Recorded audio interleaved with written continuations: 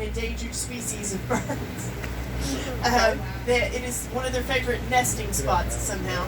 It's a little bitty bird called a least tern, mean little thing. They lay their eggs right on top of the sand. They're camouflaged so they're really hard to see on top of the sand. But once the eggs are laid, then it's kind of a communal guarding of the island area, and they will just attack. So you'll see a bunch of, and there's a roseate spoonbill. That little bird flying right there is pink.